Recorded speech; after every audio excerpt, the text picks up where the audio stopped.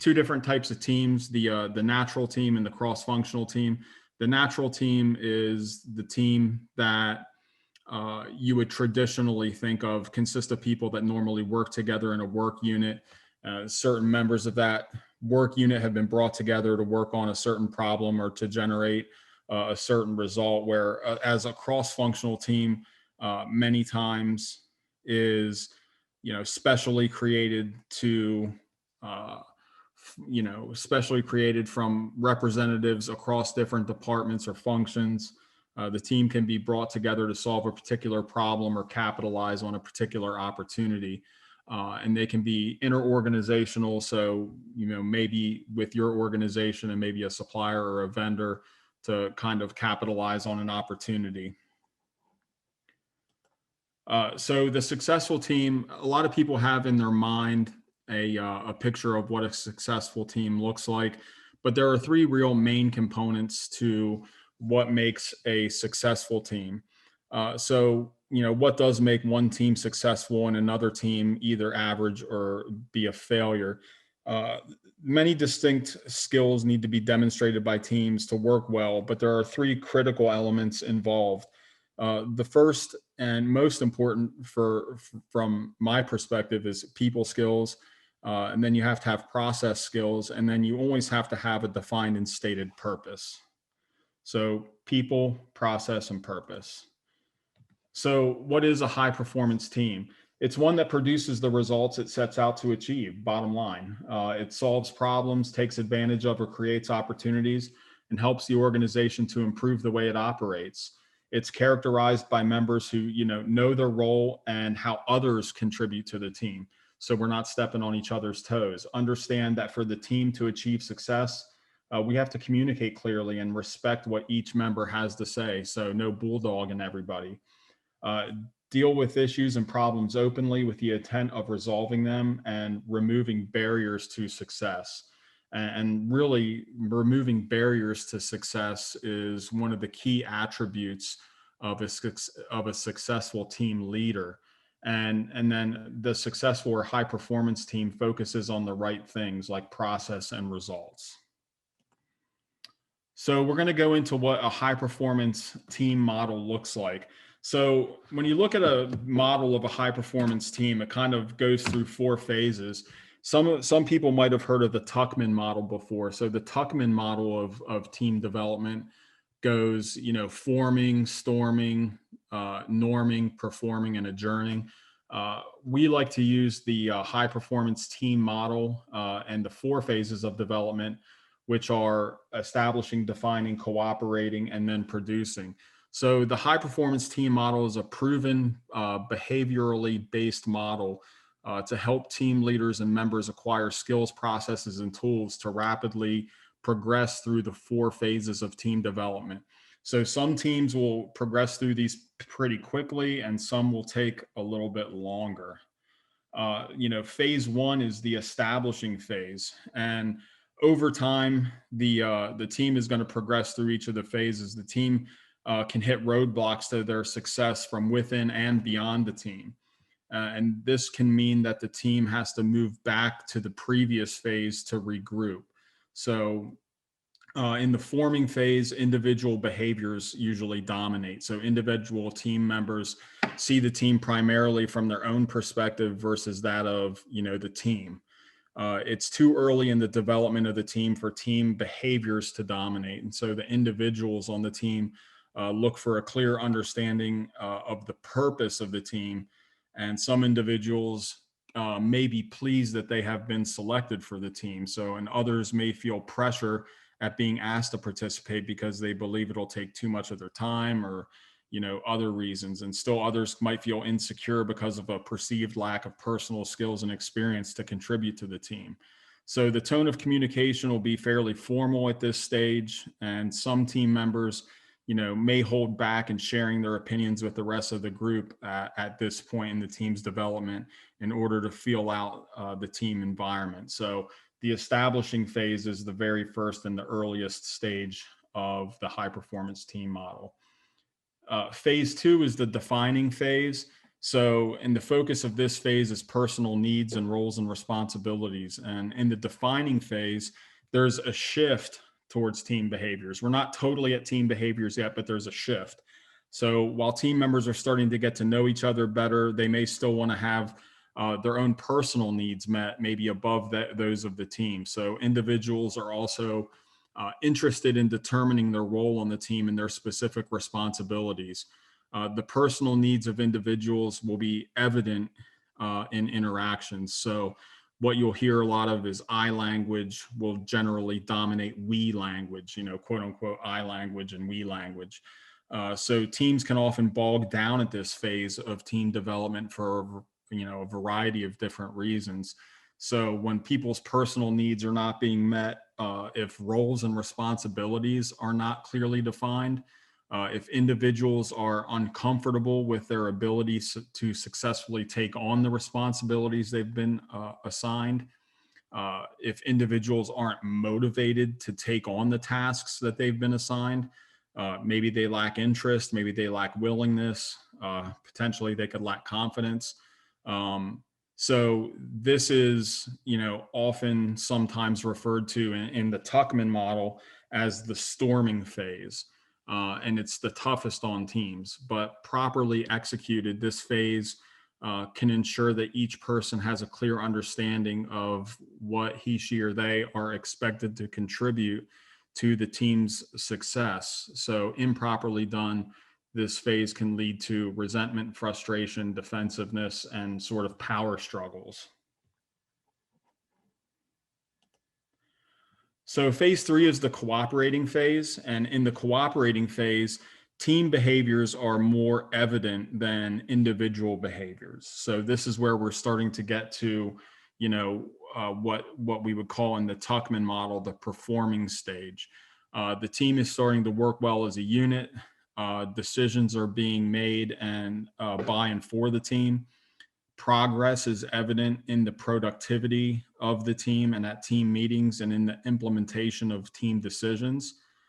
Communication is more open and informal, and the team can begin to use its own sort of language or vernacular.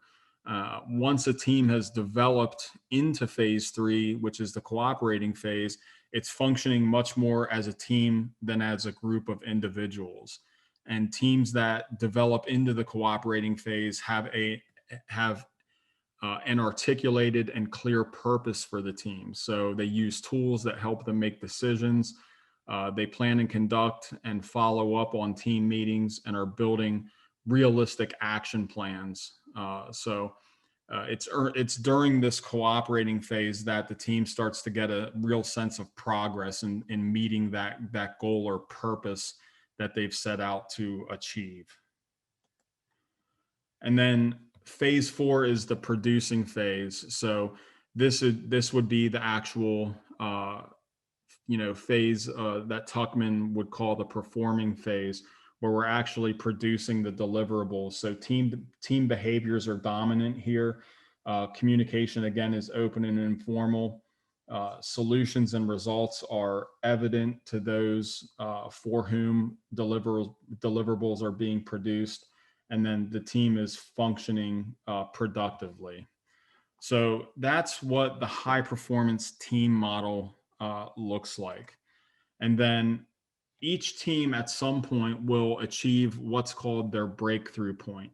And teams have to pass through the cooperating phase to the producing phase in order to achieve high performance. So cooperation is good. Cooperation sometimes is, you just wish your kids would cooperate with each other and not obstruct each other. If your kids work like a well-oiled machine when it's time, on Saturday morning for them to do their chores or whatever, and they're helping each other out, they might be, a high performance team sometimes, but most of the time, maybe we're just hoping that they can cooperate with each other. Well, at work, we want our team members to do more than just cooperate with each other. We want them to be in the producing phase, have that breakthrough point so that they can be in the producing phase. So we and us language is dominant in the producing phase. Team members visibly support one another, and then progress becomes obvious. So let's talk a little bit about team purpose. So again, one of the most critical pieces of the successful team model, besides process skills and people skills, is purpose. So for a team to be successful, we have to have a clearly articulated reason for being. So all teams need to have clarity of purpose that's shared and supported by each member of the team. The successful team consists of members who know why and how they're working together, and the team consists of people who want to work together as a unit. The purpose provides the focus for team spirit, or esprit de corps. The team understands what results they're striving to achieve and how they're going to measure their success. So remember, it's important, and we're going to hit that on the next slide, for them to understand what is the team going to produce. So what's our outcome? What does it look like? And then how are we going to measure it? So it's hard to define what success looks like if there's no way to actually measure it, whether it's X amount of units produced, whether it is, zero accidents at work, whether it's 100% of our people trained on a certain thing. Some level of measurement will let us know how we know that we've produced it. And then a time frame. So what is our time frame? When will we produce it? And remember, all of these things need to be somewhat realistic. If you establish unrealistic goals inside your team purpose, that's a recipe for people to be, disgruntled, and they won't achieve that, maximum team result that we're looking for. So team purpose, outcome. So an outcome just describes what the team wants to produce. So an example would be, think of a construction site. We want to create a zero injury culture, or, in a business setting, increase management's use of financial reports and making financial decisions or business decisions. Those would be, two clearly defined outcomes. So, and if, you wanted to get a little bit more granular, you could say increase management's use of financial reports 50% in making business decisions. Measurement makes the outcome quantifiable. So that, quantifiable means we can put numbers on it. So experience shows that what gets measured gets done, and what we can't measure, we have difficulty improving. It's kind of like, the methodology behind, Six Sigma, define, measure, assess, implement, control, DMAIC. We have to measure things in order to improve them.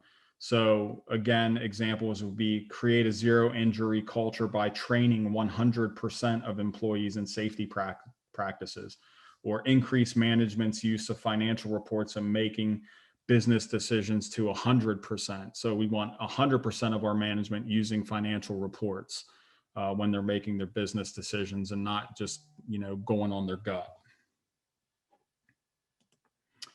Time frame. So time frame adds a specific date or deadline to the purpose. Example would be create a zero injury culture by training 100% of employees in safety practices by January 1st. So now we've got like sort of the trifecta of the team statement. We've got the we will do something by this certain date, by this certain time.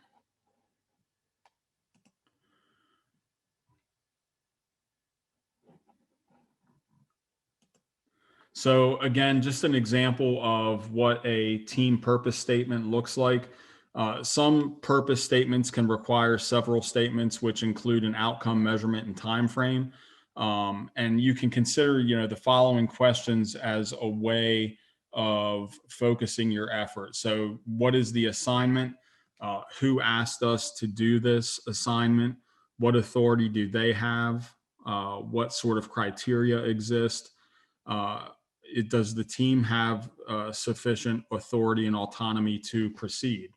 So we want to make up a team purpose statement, and it's really the responsibility of the team leader to define the team purpose statement. So we talked a little bit about purpose statement. So let's talk about people skills. So not all members of a successful team are going to have the same people skills. So most successful team members are going to work hard to demonstrate trust, support, and openness with each other. But members of successful teams also have people skills necessary to work with and through other departments, other functions, other operations that are necessary for the team's success. So they have the people skills necessary to negotiate resources required. So successful people skills means people know how to do things like listen, ask questions, show support for members who need help, and then celebrate individual and team successes.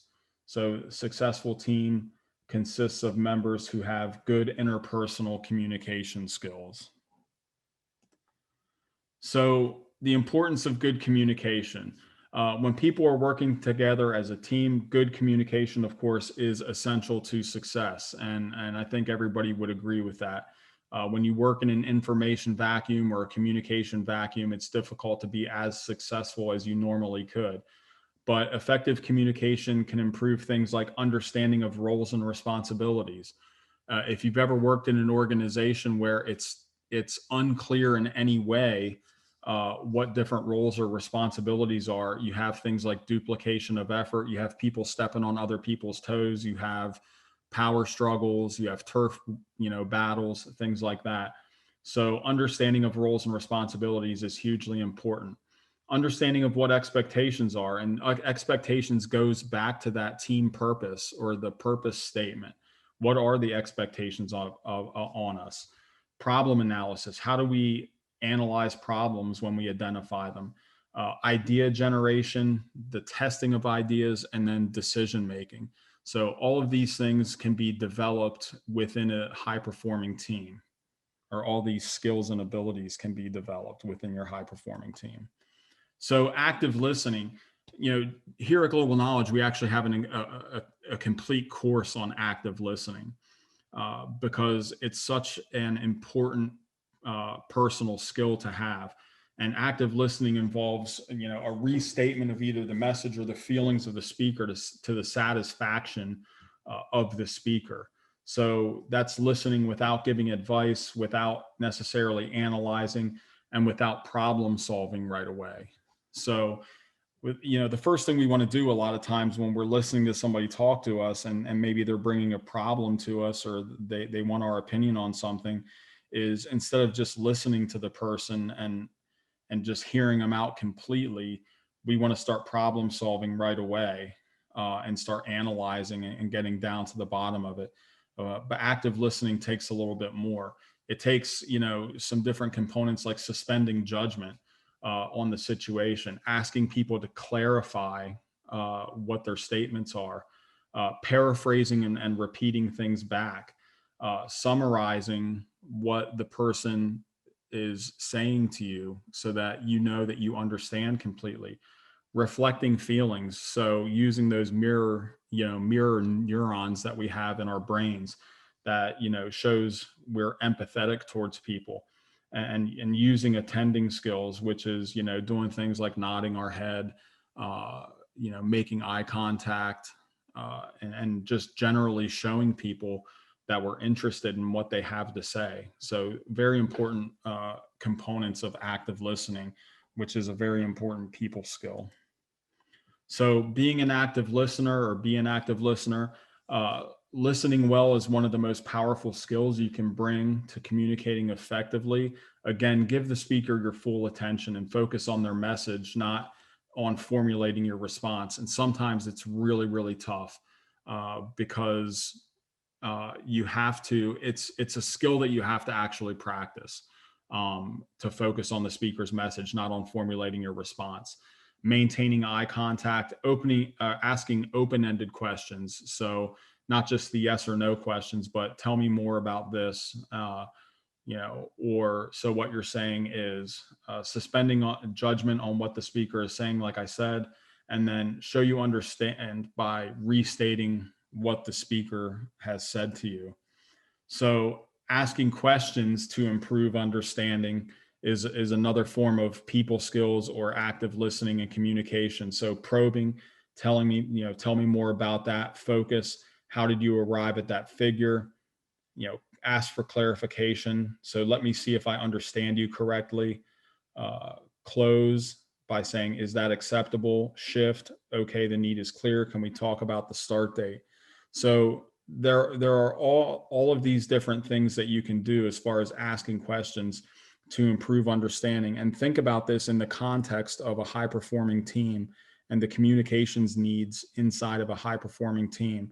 Communication needs falling under the people skills category, of people, purpose, and process. So types of questions, you got your, closed questions, which can be answered with a yes or no. Can we use the regional office to handle this, or something like that? Closed questions usually start with the words can, will, is, should, or could. Open-ended questions are designed to open a flow of information. So that would start with something like, how do you feel about? So then you're getting more than a yes or no. So open-ended questions usually start with, the 5 W's, or how: who, what, when, where, why, and how. So now that we've talked a little bit about people skills, let's go ahead and move on and talk about process skills. So the successful team is going to also have some process skills in place and some defined processes. They have tools and processes. The successful team has tools and processes which clearly demonstrate the benefits of their actions to the organization. So we want to make sure we can select priorities, make decisions, build action plans, and review progress and results. And each successful team will select those tools and processes that it feels are most appropriate in helping them achieve the necessary results. So effective teams establish and follow processes. So typically they're going to establish and follow processes for things like problem analysis, decision making, operating norms, and resolving conflicts. And we're going to talk a little bit about each of these coming up. So problem analysis. This is just a very, very simple problem analysis model. So problem arises, our immediate sort of knee-jerk reaction is we want to solve it immediately. But it's important to do things like slow down, think critically. So, people will say think outside the box, but think critically and think of alternatives. I'll do some alternatives analysis, restate the problem, or see if you can reframe the problem. Focus on major factors that are contributing to the problem, whether they're internal or external. Collaborate with other members of the team. So you might have your own opinion on how something can be solved, but remember, if you're trying to establish a high performing team and maximize the results of your team, you're going to want to collaborate. Be creative. Don't get tunnel vision on a single solution. It's again very easy to sort of get tunnel vision on a single course of action, but do some course of action analysis. Structure your analysis. How are we going to, what decision criteria are we going to put in place? Are we going to put in a weighted scoring model or something like that to structure our analysis? And then ask what if. So sometimes no action is an answer to a problem. So what if we don't do anything at all? And then what if we do A, B, C, and D, and think through those? So a very simple problem analysis model can be used for your team and your process skills.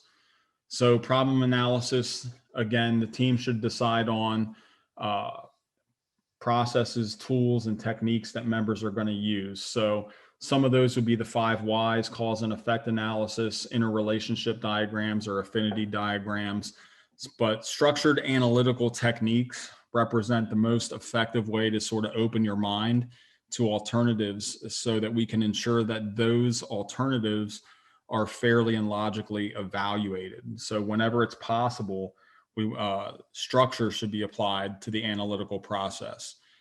Structuring shouldn't be confused with the actual analysis, though. Analysis is analysis, but having a structured method is not the same as actual analysis. So they're distinct processes. Structuring techniques are like a roadmap or a blueprint whereby analysis can be represented by the choice of destination or number of bedrooms in a house or something like that.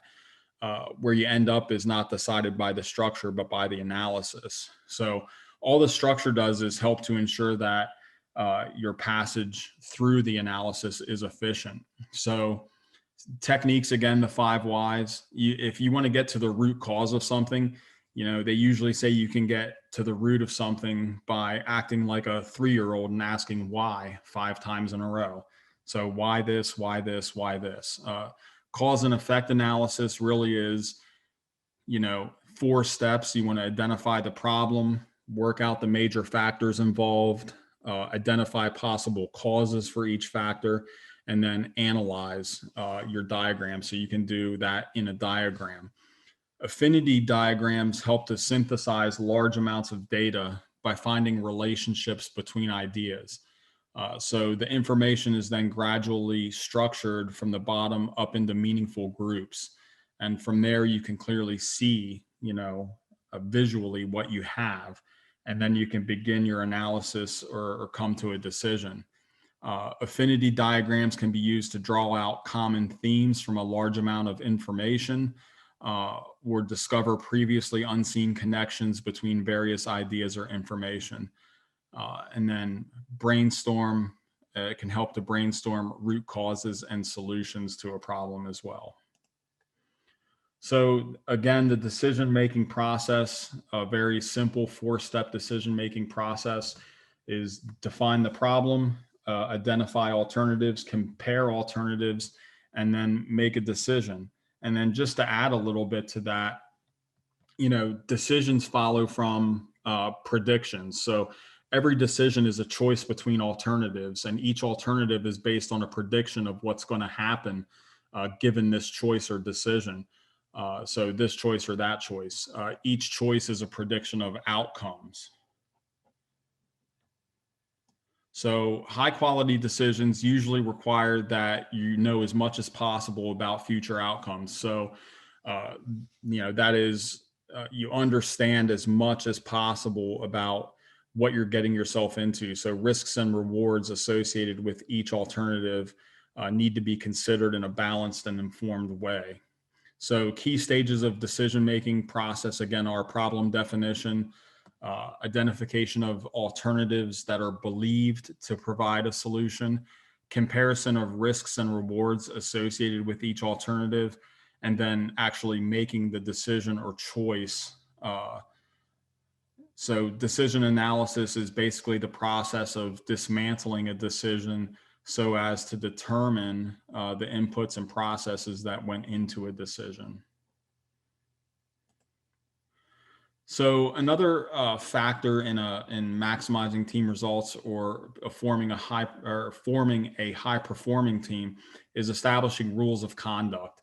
So it's important to the success of the team to have a set of guidelines, rules, or beliefs to help the team determine upfront how they're going to deal with each other as members of the same team. So rules of conduct form the code of acceptable behavior for each member of the team and for the team as a whole.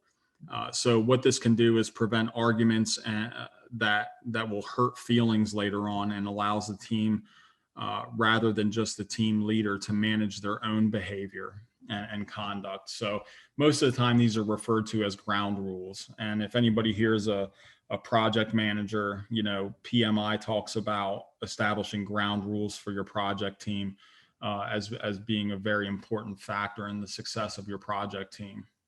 So rules should be established when the team is established, and they should also be mutually agreed to by everybody. So rules of conduct need to be established, again, right when the team is established. And if the team is an ongoing one with new people being brought in, then they need to be informed of the rules as soon as they come on board. So don't just assume that it's going to happen. So some examples of rules of conduct would be something like meet all of our deadlines. We're going to honor all of our commitments, respect ideas and people, assume good intent. How are we going to treat each other within the team, outside of the team? How are we going to deal with disagreements and problems? So all of these things are factors in creating rules of conduct. And this is just a general guideline, but if you want to maximize the efficiency of your team and maximize your team results, remember, you need to have rules of conduct for your team. So dealing with team problems, again, as we work on a team, at any stage of team development, a team can encounter a variety of problems that'll interfere with its ability to successfully achieve its purpose. So a high performance team uses a process that team members can manage to deal with those problems. So a very simple problem solving process would be, what are the symptoms? What are the causes? How will the team deal with the problems? So common team problems could be things like we see here: unfocused discussions, team members that are trying to assert dominance, team members that are reluctant, avoiding decisions, basic disagreements, and team members in conflict. So let's take a look at each one of these. So unfocused discussions. So teams can discover that too many of the team's discussions are unfocused. The team is talking maybe, but is not going in any identifiable or productive direction on a specific topic. A lot of times during these discussions, some participants wonder why certain information is being presented or debated. Sometimes they fail to see the relevance of the information to the team's purpose, and sometimes they're right. So the information may not be relevant. So consider creating a signal or a phrase that every team member agrees can be used when discussions have gone on for too long. So for example, you can say timeout, or we're wandering, or let's tie this back to the overall intent of this meeting. So we want to make sure that everybody feels safe in the team environment to say, well, we're kind of drifting here. Can we bring it back on track?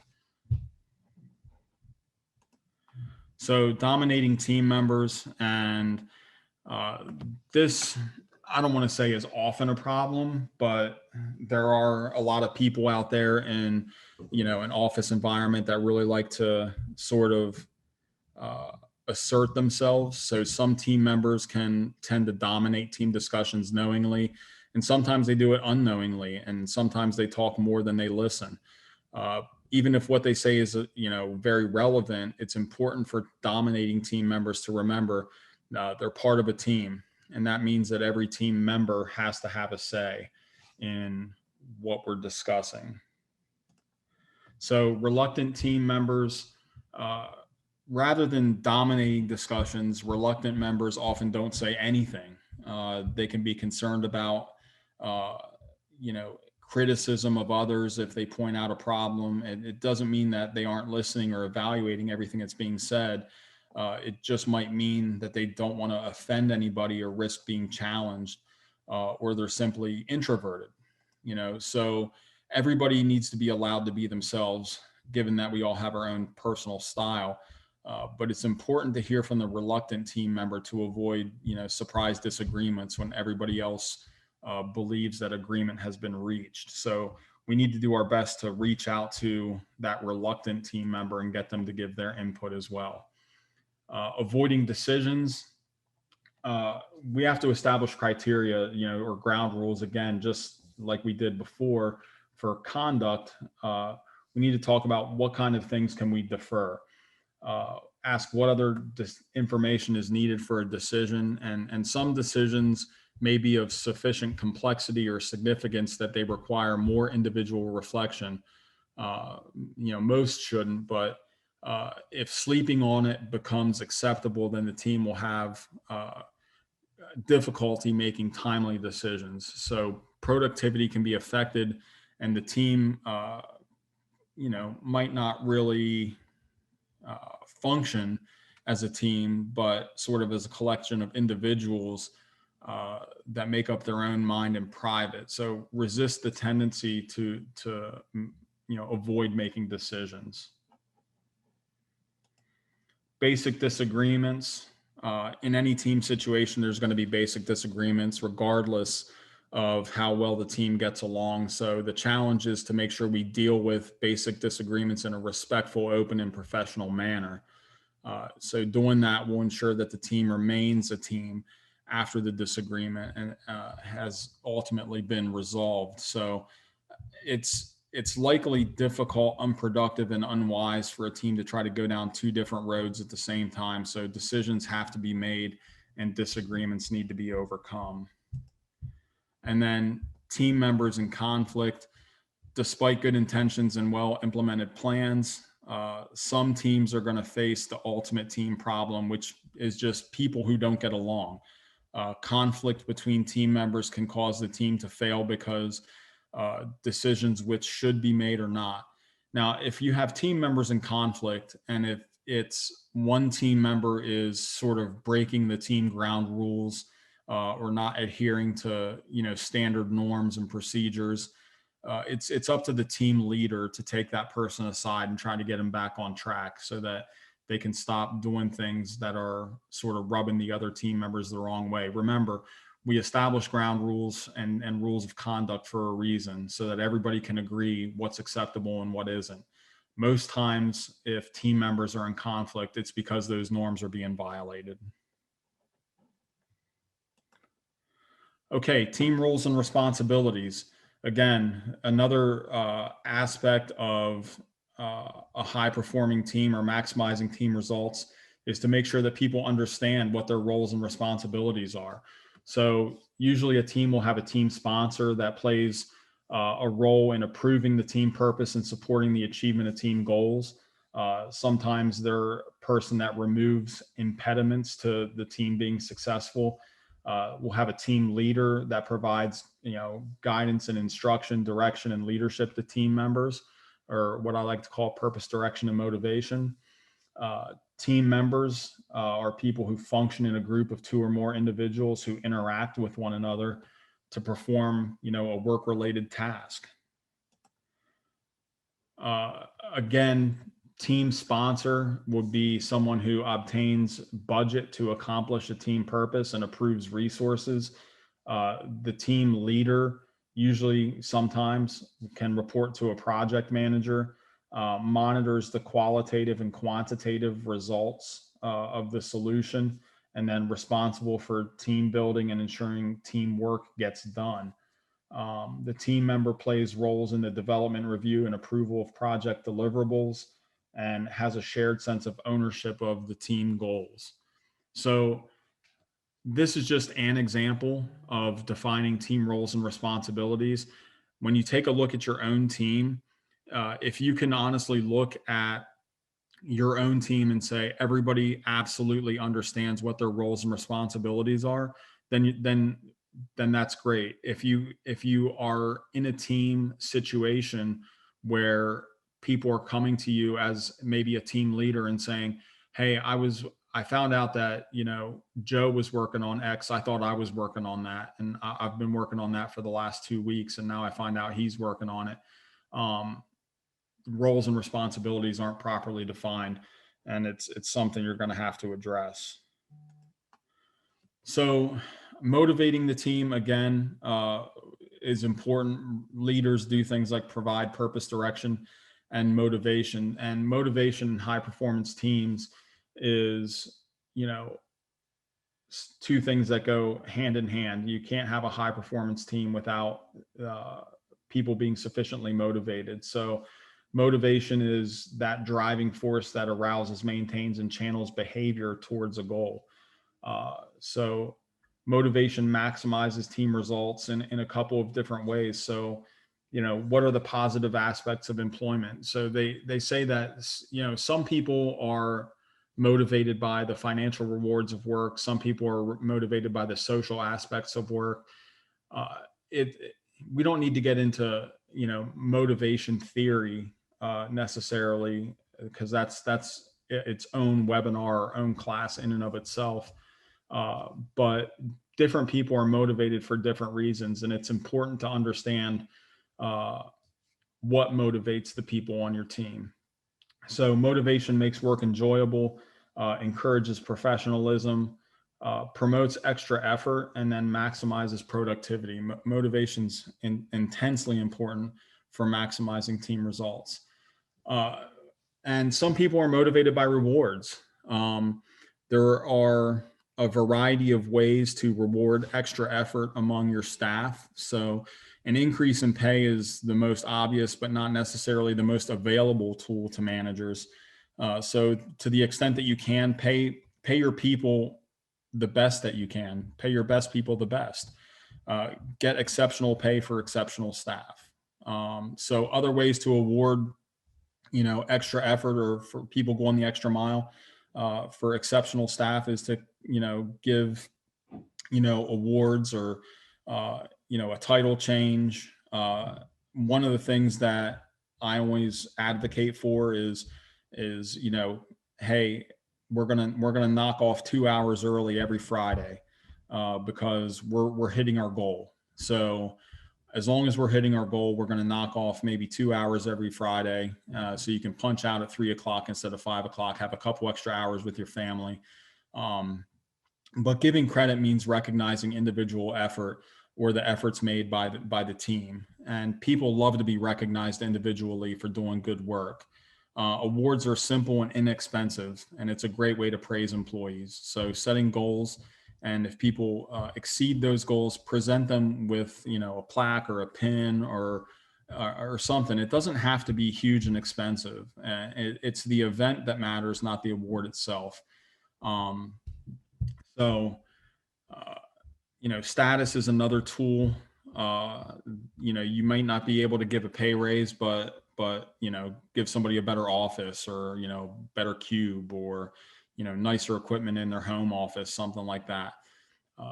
Any of those things can be, motivational. So the principle of reward are effective in developing and maintaining employees' behavior. So whatever behavior is rewarded is the behavior that's going to come to be repeated.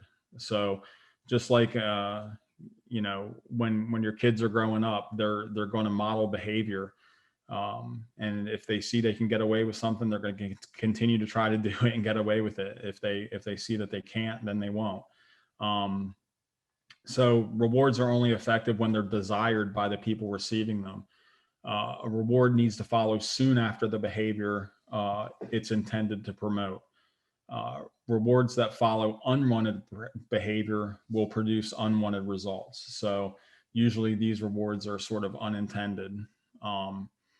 New behavior is best reinforced with frequent small rewards given each time it occurs, and then less frequent, less predictable rewards are better for sustaining good performance.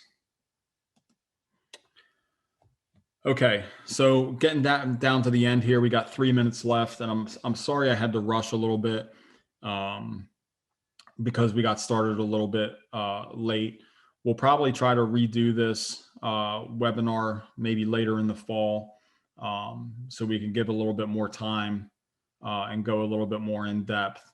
But there are 3 critical elements involved in making a successful team. Remember, it's purpose, people skills, and process skills. A high performance team is one in which all the members know how they contribute to the team's overall success. So remember, define roles and responsibilities. The high performance team model has 4 phases: establishing, defining, cooperating, and producing. Or if you like the Tuckman model, forming, storming, norming, performing, and adjourning.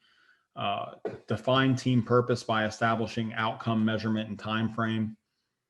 Active listening and asking the right questions are among the people skills that can improve team performance. Establish and follow processes for things like problem analysis, decision making, conflict resolution and those will improve your team's results. So at any stage of development, remember, a team can encounter a variety of problems that interfere with its ability to successfully achieve its purpose. And just because a team is in one stage doesn't mean they can't regress back to the previous stage. And that often happens when maybe new team members are introduced. So common problems associated with teams are things like unfocused discussion, dominating team members, reluctant team members, avoiding decisions, basic disagreements, and team conflicts. Three primary team roles: the team sponsor, team leader, and team member, and each has varying levels of responsibility. And motivation is a driving force that arouses, maintains, and channels behaviors towards a goal. So I'd love to get into questions, but we've got 1 minute left. So I do want to talk a little bit about 3 courses we have here at Global Knowledge for those who are looking to develop or maximize team results. So one is active leadership for IT professionals. The next, if you're in project management leadership and communication, talks about how to build the successful project team. And then management skills for new managers is a great seminar that we have for those who are moving from a team member into a management role. So for those of you who are interested in taking a course from Global Knowledge, you can save 25% on your next course by using the promo code webinar25 in the US, and in Canada it would be CA webinar25, CA webinar25. As always, you can reach us on social media: Twitter, Facebook, Instagram, and LinkedIn. If you have a question, you can ask us anytime. We have someone that monitors that all the time. And for additional on-demand and live webinars, white papers, courses, and special offers, visit us at globalknowledge.com. So just want to say thank you to everybody that hung on and waited. Even though we started a little bit late, I certainly appreciate it, and just want to say thank you very much. Hope everybody has an awesome rest of your day.